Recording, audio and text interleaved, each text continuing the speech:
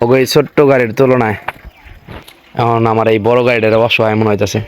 ওটা কত সুন্দর, তেল মেল লাগে না, কিভাবে কি চলে গেল গা। এটা তেলের কারণে আটকে রয়েছে। এখন কি কইতে চায়, কি বুঝাইতে চায়, কিচ্ছু বুঝি না। এই ডাক শুনলে আমার কষ্ট লাগে, মনে চায় যে তার স্বপ্ন পূরণ করতে, কিন্তু এটা আমি তো বুঝতে পারি না কি চায়। ঘাস খাইবার চাও নাকি, না কলা রুটি? আলহামদুলিল্লাহ খুব ভালো। এর মানে কি জানেন? এটা আমি প্রাউড ফিল করতে পারি। এটা আমাদের এলাকা, আমাদের গ্রামে চুরি ডাকাতি খুব কম হয়, তার মানে আমাদের এলাকার মানুষ অনেক ভালো। এই যে এই টয়লেট থেকে মানে গু থেকে আইলো, একটু লজ্জা করা দরকার ছিল।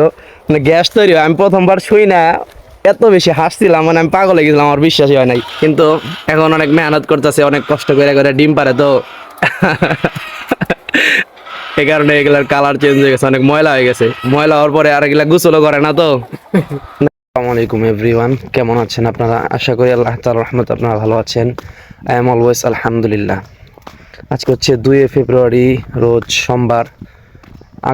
আগামীকাল হয়তো শবে বরাত। আজকে রোজা রাখার দরকার ছিল, আগামীকালকে যারা রোজা রাখবে আগামীকালকে এবং তারপরের দিন 2 দিন রোজা রাখতে হবে। একটা জ্বালাই আছি, মন খারাপ থাকে সব সময়। এই জ্বালাতে তো বাঁচতে পারতেছি না। মন ভালো থাকার কারণ কি, বা কি করলে মন ভালো থাকবো, এই তো বুঝতে পারতেছি না। মানে মন খারাপ থাকার অনেক কারণ আছে, ভালো থাকার একটাও কারণ খুঁজে পাইতেছি না। তো একটু দোয়া চাই, আল্লাহ তাআলা যেন শান্তি দান করেন মনের মধ্যে, আল্লাহুম্মা আমিন। আমি একটু কাজ টাজ করলাম হালকা পাতলা, ওইখানে কাজটা শেষ করে আমার ঘাড়টা ব্যথা হয়ে গেছে, তারপর একটু হাঁটতে আসলাম। তো হাঁটতে আসার পরে এই যে আমাদের সজীব ভাই, যারা এখানে আমি অনেক আগেও আসছি, এর আগে আমার আগের কিছু ভিডিওতে আছে, ওগুলা দেখলে আপনারা হয়তো তারা দেখতে পাবেন। তো যাই হোক, ভাই এখন আগের চাইতে অনেক সুন্দর হয়ে গেছে, মোটা হয়ে গেছে।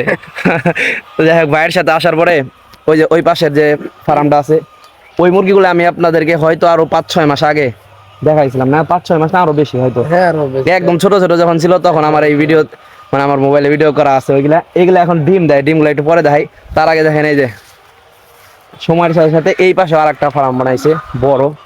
এর মধ্যে ওই যে যেগুলা ছোট আগে দেখাইছিলাম ওই রকম সেম সাইজের এখানে ভিতরে, ওইগুলা দেখে আসলাম কিছুক্ষণ আগে।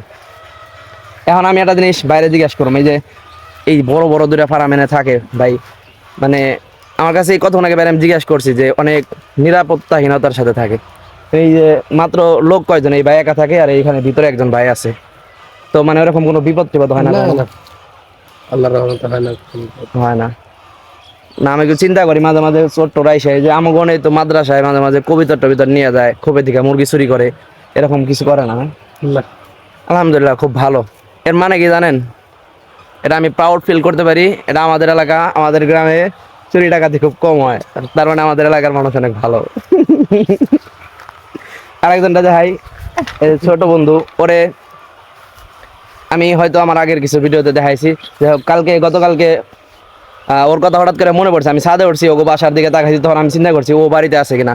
এমনি তোমার মন ভালো না, আমি কারোর সাথে কথা টথা কইতেছি না, কারণ আমার ওই যে আপনার জানাইছি কিনা জানেন না, তার আমি ঠিক হয় নাই, তো এই কারণে তার সাথে পর থেকে আমি কারোর সাথে কথা কই না, কোনো জায়গায় দূরেও যাই না। আর বাড়িতে হুন্ডাটাও ভালো না। তো তারপরে ওর ব্যাপারে একটু খোঁজ নেওয়ার জন্য বাড়িতে ফোন দিলাম, ও নাকি বাড়িতেই আছে, কিন্তু বাড়িতে বাইর হয় না। ওই পাশে কতগুলো দেখে এলাম, আর এই পাশে ওর রে ভাই,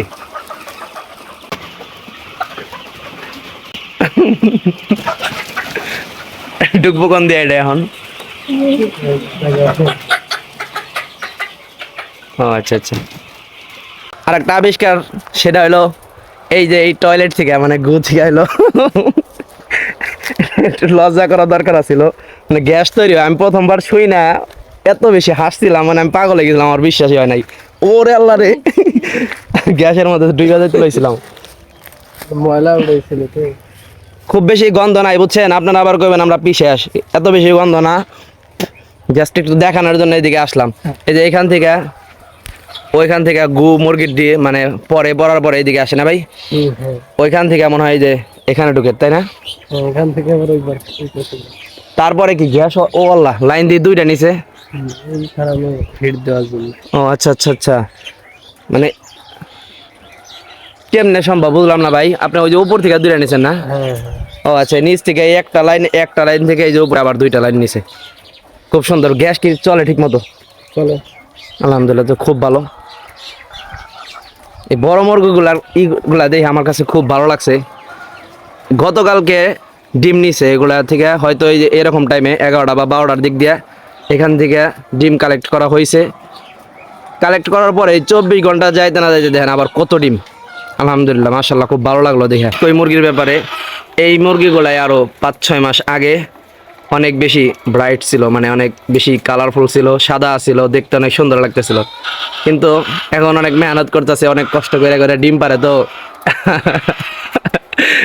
এই কারণে এগুলার কালার চেঞ্জ হয়ে গেছে, অনেক ময়লা হয়ে গেছে। ময়লা হওয়ার পরে আর এগুলা গোসলও করে না তো। না ভাই, গোসল টোসল করাই দেন মাঝে মাঝে, আচ্ছা গোসল করাই একটু সুন্দর করাই দেন। ও আচ্ছা ভাই, সর্বশেষ পরিণতি কি এই মুরগির? এটি সর্বশেষ তো জবাই করে ভাই খাই আলি।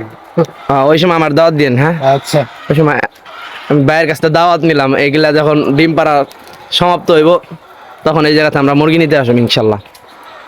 তাও মোটামুটি আর কয় মাস? এই 2 মাস।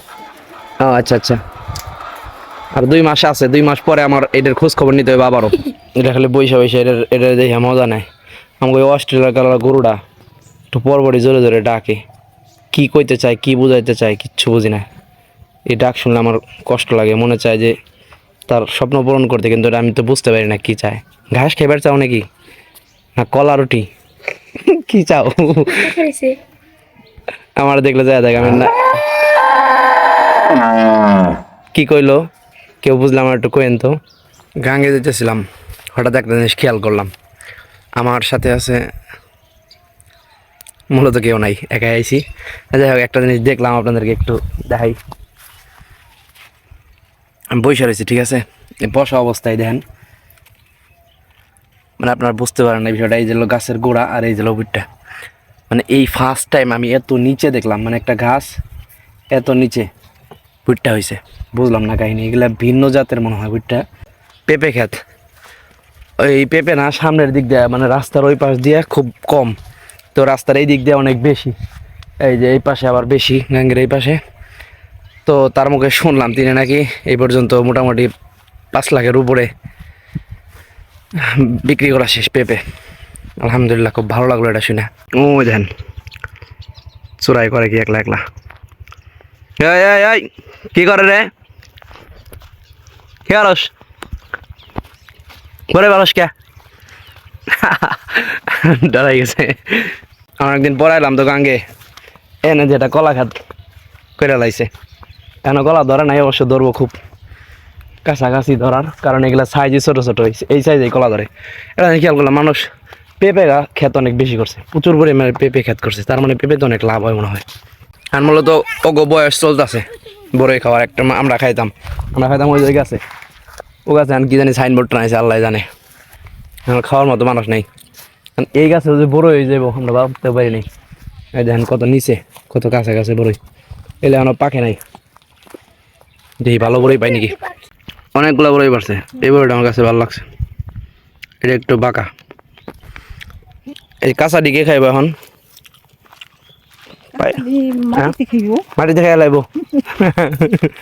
আমি সাধারণত এরকম পইরা থাকা গাছের নিচে বড়ই খাই না, এরকম বড়ই খাইতে ভয় লাগে, কার না কার কে আবার দাবি করে রাখবো। তাও 2টা নিলাম।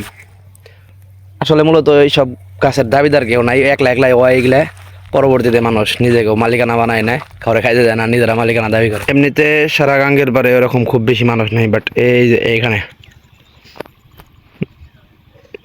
মাছ মারতেছে জাইলারা, মানে ওই যে ঝাঁটাওয়ালাই ছিল, ঝাঁটা মারতেছে।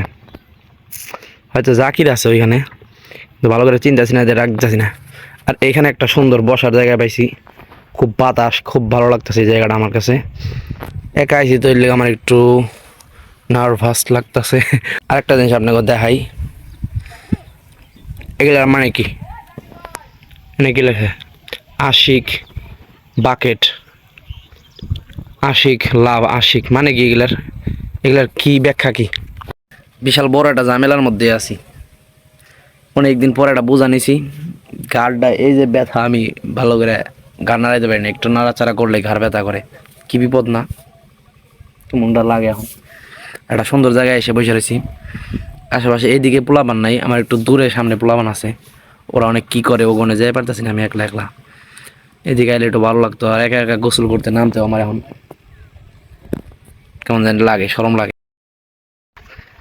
অনেক কষ্ট হইলো গোসল করতে, নামার পরেও খাড়ায় আসলাম কতক্ষণ, এত ঠান্ডা পানি, তাও গোসল করে উঠলাম, অনেক দেরি হয়ে গেল। একটা বাজে অভিজ্ঞতা জীবনের, কোথায় এনে কোনো দরকার ছাড়া কাম ছাড়া আমি এনে হুন্ডাটা নিয়ে আইছি। এই ভাঙ্গা এটা নিয়ে আইসা যে এটা মনে মনে ডরাইছিলাম, হেঁটে এলো, এটার তেল শেষ হয়ে গেছে। কারণ আশেপাশে অনেক দূর পর্যন্ত 1-1.5 কিলোমিটারের কাছে কোনো জায়গায় তেলের দোকান নাই, কি করি আমি এখন, হেঁটে হেঁটে যাইতে পেরে নিয়ে। আব্বার কাছে যত দূর পর্যন্ত বইলে আইছিলাম ওই পর্যন্ত সীমাবদ্ধ থাকলেই ভালো হইতো। অনেকবার এরকম করে কম কথা বললে বেশি দূর আইসা অনেক বিপদে পড়ছি, এবার একবারে বেশি বিপদে পড়ে গেছি, মারাত্মক অবস্থা, কি করবো আমি বুঝতে পারতেছি না এখন। কি এটা?